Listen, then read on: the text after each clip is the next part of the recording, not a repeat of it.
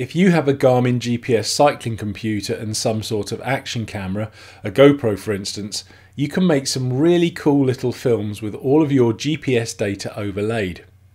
Here's how. For all of this to work, you'll need to go for a ride and film at least part of it using your action camera. You'll also need to be recording that ride using your Garmin GPS cycling computer as normal. And then, when you get home, the fun can really start. So the first thing you're going to want to do is download the VIRB Edit software from Garmin. And you can do that on their website, and it's free and it runs on PC or Mac.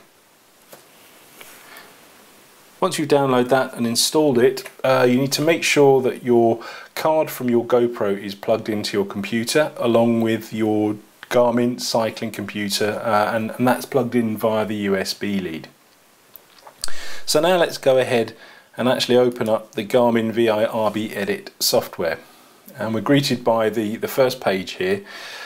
So we now need to create a video by clicking on Create Video, and we need to give our project a name. Now I recently did a ride called Bevis's Thumb, so let's go ahead and call it that.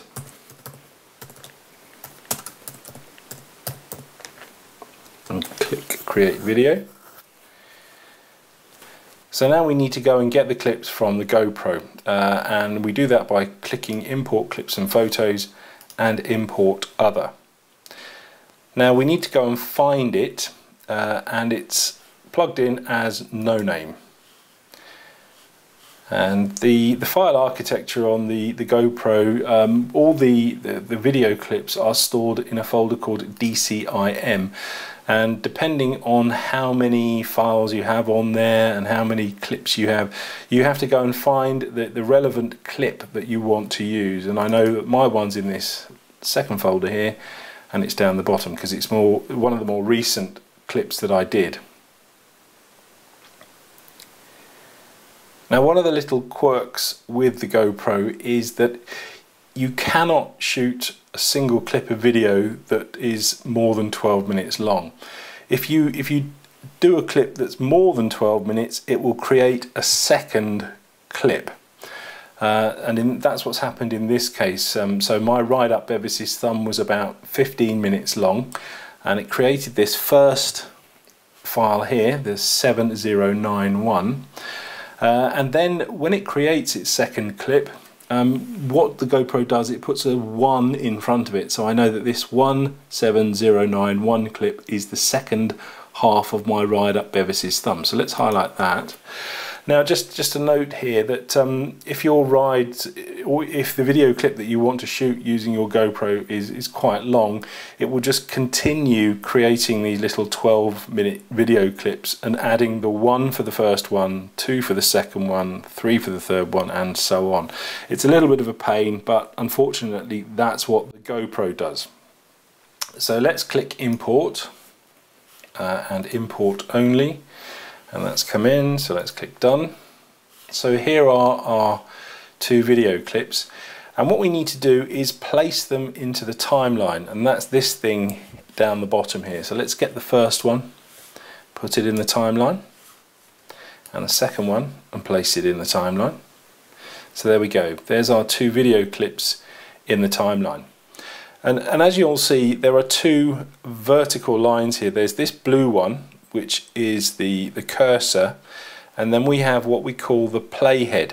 And what that does is, if you were to hit the play button by clicking this play button here underneath the viewer, it will start from the playhead. So let's go ahead and do that, and as you can see, the playhead's moving in the timeline and it's playing the video there. So let's just stop that. If we want to go to the very beginning or to move the playhead, we move the cursor and just click, and as you can see the playhead moves, and let's play there. As you can see, it's playing from the playhead position. Stop there. Now the 2 clips in the timeline look a little bit on the small side, and it's sometimes a little tricky to see what we're doing. So what we can do is just make those clips bigger or smaller, just to see what we're doing. Now this doesn't actually affect the way that the videos play or anything, it just helps us to see things in slightly more detail. So if you're at all worried about the continuity of the two clips that the GoPro has created, it's pretty good because it's all kind of frame accurate and you won't see a join between the two of them. And just to prove that, I've just moved the playhead to very close to the transition point, and let's just go ahead and play it. And as you can see, we're running through clip 1, making the join now. We're into clip 2, and the join was absolutely seamless. So that's pretty good. Let's just stop that again. So now what we need to do is go and find the GPS data for each of these two clips on the Garmin cycling computer. So let's highlight the first clip and come up to G-Metrix. Click Data and import G-Metrix. So that now accesses the Garmin Edge cycling computer that I use, and it just so happens that the Bevis' thumb ride was the last ride that I did. But if it was another ride that you did, you can go and find the metrics just by browsing through here, and then it brings up all the rides that are stored on your Garmin device. But like I say, the ride that we're interested in is the very last ride. We click all of the metrics that we want to use and then use this log.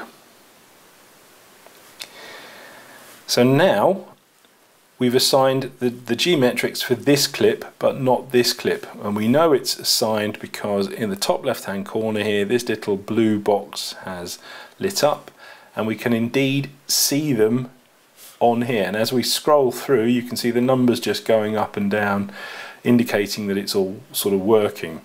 So we need to do exactly the same for the last clip. Highlight it, import G-Metrix, found the log, and use this log.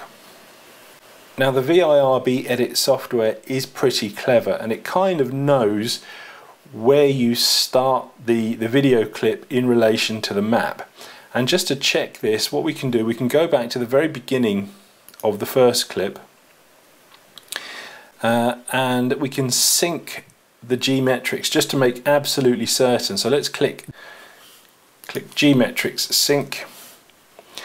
So like I say, this brings up this this sync window. So on the left here we have the feed from the camera, and then on the right we have the GPS data, and if we move one you can see it kind of moves on the other as well. So we're just sliding along the video clip, and the position that the VIRB edit thinks we are is also moving. So let's just show you that. Okay, so now I deliberately started my camera running just before I made a turn. So what we need to do is make sure that the camera and the GPS track turn at the same time. So let's scroll along on the video side until I make that turn. So that's me making, let's just scroll it along there. I've made the turn there, and let's zoom into the map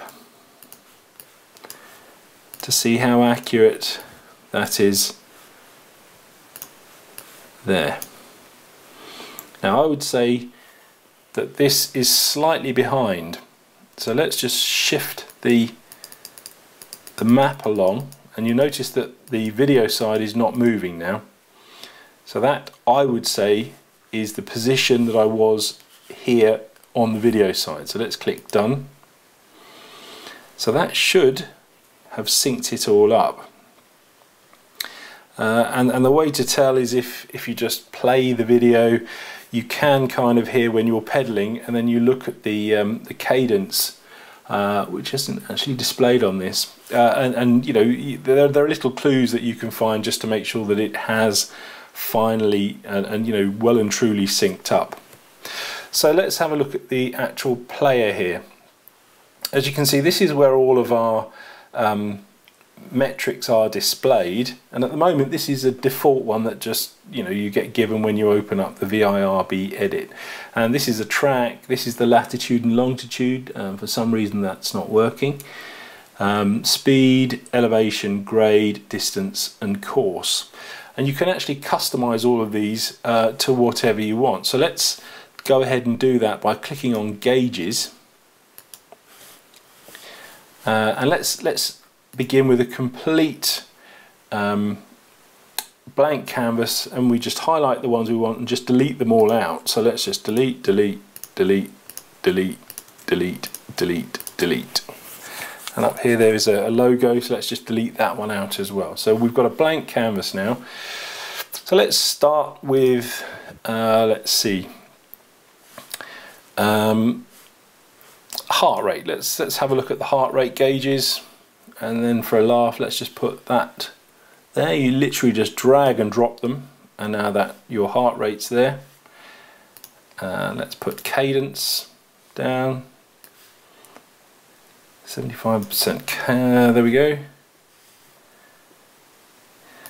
And we probably want what else?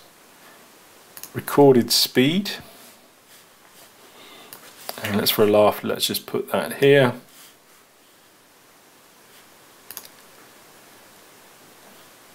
Distance. Put that there. Grade's always a good one. Put that there. And a track. That's usually quite good, so we can put that there so we can see how far along this particular track we are. So now if we just come back here, click at the beginning, and we can play. And as you can see, all of the numbers are starting to go around. So at this particular point I was riding at approximately 90 cadence, heart rate of 135 beats. I'm 0.1 kilometers into this particular part of the ride, and I'm riding at 20 kilometers an hour. And we can literally put any metric up here that we want in any position. We can move them around, take them away, do anything. So this is completely customizable. We can further customize these by clicking on appearance and just giving things different colors. So if you like blue, you can have blue there, background green, accent in yellow. Again, just depends on what your color preferences are. If you like, you can even give it a title. So let's just bring the cursor and the playhead back to the beginning and click on titles. Let's add title. Let's just call it Bevis's Thumb.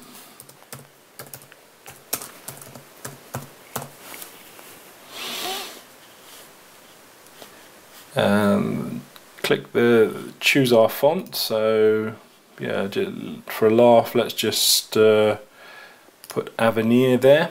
And again, we can move this the title by clicking and dragging. Let's choose the size, make it 100, and then we can choose how long we want the title. No, okay, we need to choose our start point on the video. So let's have it start at the beginning. Have the title up for 5 seconds, or let's, for a laugh, say 10 seconds, and a fade in and out of 1.5 seconds. So there we go. So now, well, actually, let's just advance that. So the title starts 3 seconds in. Let's come back and let's just play it and see how that works. So there you go. You can see that's brought the title up. It should be with us for about 10 seconds, and then it should fade out nicely as well. So there we go, that's gone. Stop there. So once you're happy with your video clip and it has all of the metrics displayed that you want, the titles and everything's there, then you can go ahead and click export. and then it will ask you for what sort of resolution you want, and if you want that as HD, you want that as 1080. The other options are 720 and 480. 720 is kind of HD, but yeah, it's not as good as 1080, so let's have 1080. So frame rate, we have a choice. Well, it's not really giving us a choice. It's 25 frames a second, and the quality, I would always go max on that, and then just click export. So it uses the name that you originally called it, and now we need to find a place where we want to put the finished file, and I always put it onto my desktop. So let's just go ahead and click export, and it kind of chugs through and does its thing. And because this is quite a long clip, it's going to take a long time to actually export it, so I won't put you through all of that. Let's just assume that it's finished. So that's been chugging away for a while now, but thankfully it's done. So now what we can do is click done and go and have a look at the file that it's created. So as you can see, it's placed the files in a little folder here. We have the video file here. It's quite large, 3.63 gigabytes, and then it's also conveniently given us the GPS file as well if we want to export that or do anything more with it on VIRB Edit. Now the video file, yes, it's quite large, but you can do whatever you like with it now. You can post it to Facebook, put it on your phone, you can post it to YouTube. Yeah, so anything that you would do with any normal video file. So there we go, that's how you edit a video using VIRB Edit. Thank you for watching.